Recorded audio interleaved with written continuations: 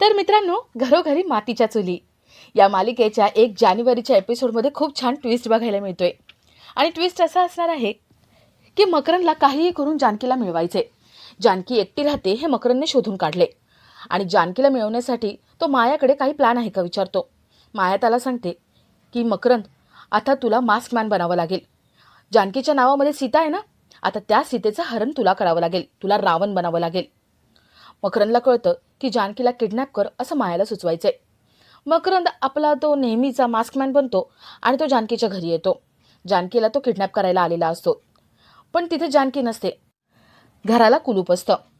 मकरंद विचार करतो की जानकी कुठे गेली असेल. तेवढ्यात तिथे प्रधान काका येतात. प्रधान काका विचारतात, तू कोण आहेस आणि इथे काय करतोयस? हे तोंड वगैरे का झाकलेस तू? मकरंद प्रधान काकांना बाजूला ढकलून देतो आणि पळून जातो. आणि तो घरी येतो. तो मायाला म्हणतो, माया, जानकी घरात नव्हती, घराला कुलूप होतं, ती कुठे गेली मला नाही माहिती. माया म्हणते, दादू, लवकरात लवकर आपला प्लॅन सक्सेसफुल करावाच लागेल, नाहीतर जानकी ऋषिकेश एकत्र येऊन काहीही करतील, त्यांचा काही नेम नाही. मकरंद विचार करतो की जानकी कुठे गेली असेल, तिला कसं पळवून आणायचं. तर इथे जानकी एका ठिकाणी असते. ती ऋषिकेशला फोन लावते आणि ऋषिकेशला म्हणते, ऋषिकेश, मी जे सांगते ते नीट ऐक जरा. जानकी जे काही सांगते त्यामुळे ऋषिकेशला धक्का बसतो. ऋषिकेश एकदम शॉकमध्ये होऊन ऐकत असतो. आता जानकी नेमकी कुठे गेली आहे, ऋषिकेश जानकी यांचं लग्न कसं होतंय ते बघण्यासारखं असेल. तर या सगळ्याची सुरुवात कशी होते ते थोडक्यात पाहू. तर मालिकेत आपल्याला असं बघायला मिळतंय की सुमित्रा घरातले सगळेच टेन्शनमध्ये असतात. ऋषिकेशचा कुठेच पत्ता नाहीये, तो घरात पण नाहीये, कुठे गेला असेल या टेन्शनमध्ये सुमित्रा असते. आणि तेवढ्यात दारावरची बेल वाजते. गुलाब दरवाजा उघडतो आणि समोर ऋषिकेश असतो. ऋषिकेशचं रूप बदललेलं असतं.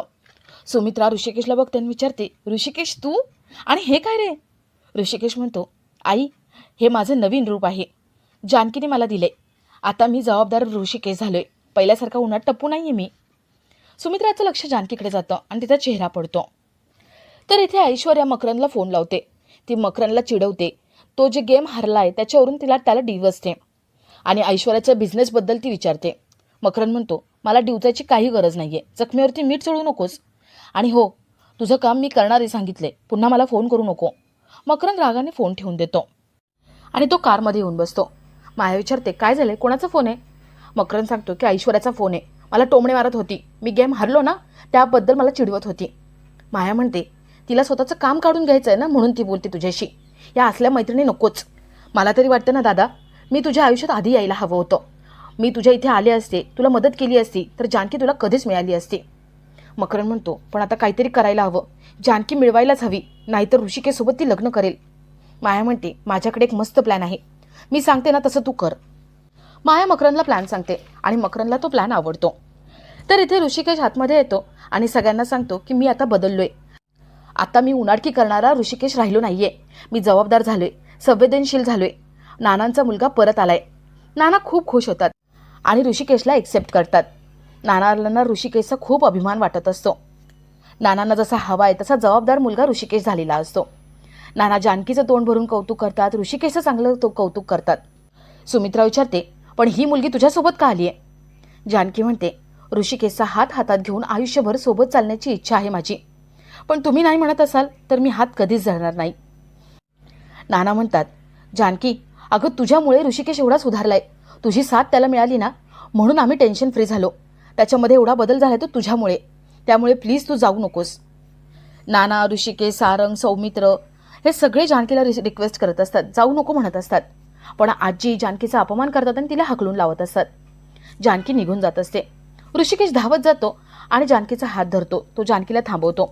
ऋषिकेश सुमित्राला रिक्वेस्ट करतो आणि ऋषिकेश आज जो काही आहे, ऋषिकेश आज स्वतःच्या पायावर उभा आहे, ते जानकीमुळे हे सांगण्याचा प्रयत्न करतो. पण सुमित्रा काही ऐकायला तयार नसते. सुमित्राचं एकच असतं की जानकीसारखी अनाथ मुलगी या घरात नको, ऋषिकेशसाठी कुठली तरी दुसरी मुलगी बघायची. जानकी निघून जात असते.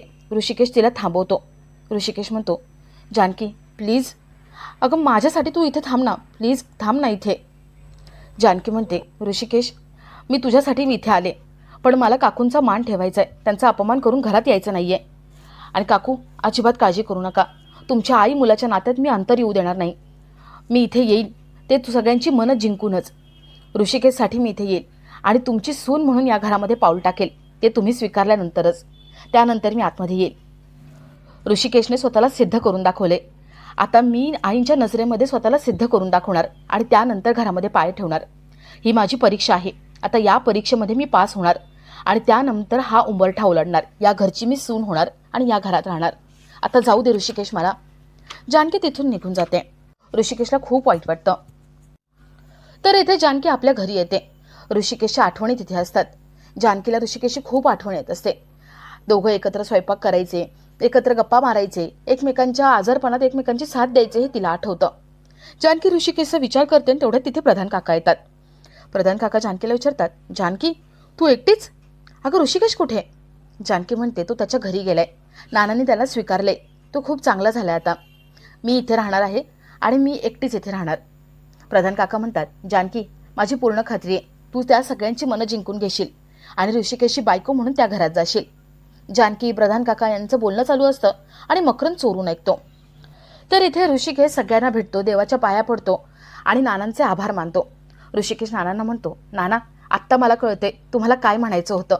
आता मी ऑफिस जॉईन करणार आणि तुमची एक ब्रांच आहे ना, मी सेकंड ब्रांच चालू करणार.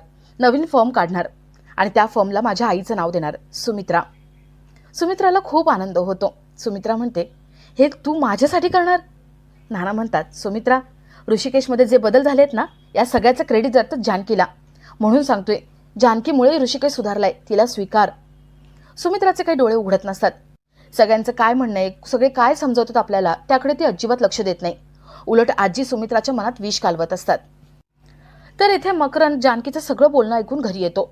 तो मायाला म्हणतो, माया ऋषिकेश आपल्या घरी निघून गेलाय. जानकी आता त्या घरामध्ये एकटी आहे, तिच्यासोबत कोणी नाहीये. मला असं वाटतं ना, काहीतरी आता आपण केलं पाहिजे. माया म्हणते, तू नाही काय करायचं, आता मास्कमॅन सगळं करणार. रामायण घडवायचे आता. जानकीच्या नावामध्ये सीता आहेच ना, मग आता रावणाने आपलं काम करायचं. माहिती ना काय करायचंय? मकरंद विचारतो, म्हणजे जानकीला उचलून आणायचं आणि आपलं करायचं? माया म्हणते, हो, जानकीला रावण बनून तू उचलून आणायचं आणि तिला घरात आपल्या ठेवायचं. आता असं हातावर हात धरून बसायचं नाही, तुला काहीतरी करावंच लागणार. उचलून आण तिला आता घरी. मकरंद ठरवतो की आता उद्याच जायचं आणि जानकीला मास्कमॅन बनवून तिला उचलून घरी घेऊन यायचं. मकरंद दुसऱ्या दिवशीचं प्लॅनिंग करतो आणि आपला आजचा हा भाग इथेच संपतो.